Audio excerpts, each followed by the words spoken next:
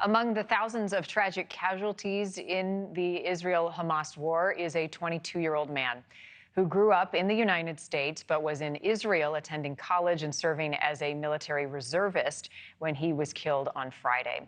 His name is Omer Balva, a dual American and Israeli citizen. He grew up in Maryland, but he moved to Israel after finishing high school.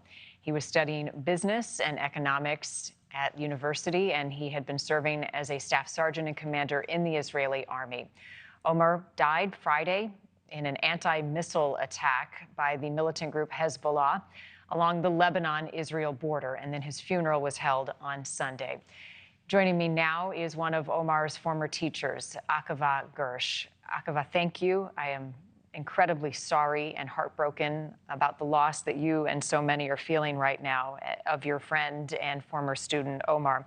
He enlisted in the Israeli army and the IDF after high school. Did he talk to you at all about that brave decision?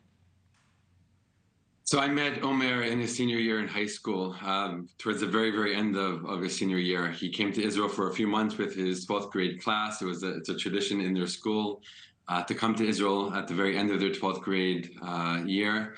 And it was very apparent. I mean, his love for Israel was on fire. His love for Israel was very, very, as we say in Hebrew, bolet. It was very out there, it was very recognizable and very, very apparent. And it was clear that he was going to join the IDF after high school. He could have gotten into many, and did American universities, but he chose to take the path of serving his country and protecting his people. And that's what he did. He went from high school to Israel, serving in the IDF, and planned on spending the rest of his life here. As you said, he was already registered in university and had a whole life ahead of him. And that life was cut short this past Friday by Hezbollah terrorists. Yeah, tragically. He was back in the U.S. on vacation, I understand, when Hamas attacked Israel.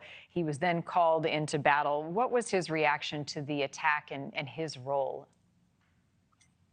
I mean, Omer is the kind of person that the second he heard that, he knew what he needed to do. He knew what he wanted to do. He knew that he needed to come back to Israel and join his fellow soldiers, his brothers in arms, and put his uniform on and get on the border and protect his people and protect his country and to protect his land. It's in his blood. It was ingrained in him. It was how he was brought up, his family from Israel, his parents with a passion for Israel. This is how he was raised, with a love for his people, a love for his country.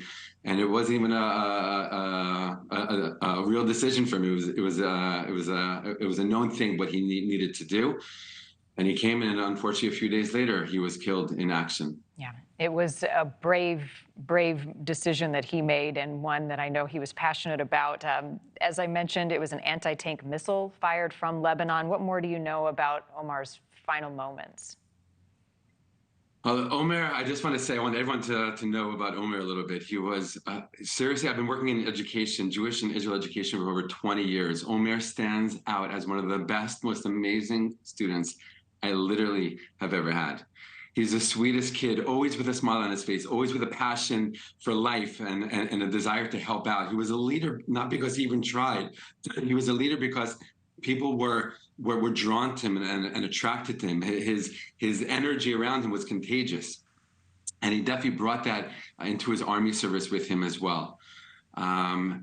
So, yeah, his unit was stationed on the Lebanese border in the north of Israel. And one thing I heard at the funeral, spoken by one of the people who spoke, a representative from the IDF, Israel's army, said that even though Omer was up there just for a short period of time, the people in the villages that he was protecting fell in love with him immediately and loved him so much and appreciated him so much and saw his special presence. And that's who he was and how he was throughout every single stage of his life.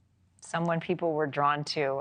Thank you for sharing that part of him. Thank you for watching. Go to newsnationnow.com to find NewsNation on your television provider. And don't forget to click the red subscribe button below to get more of NewsNation's fact-driven, unbiased coverage.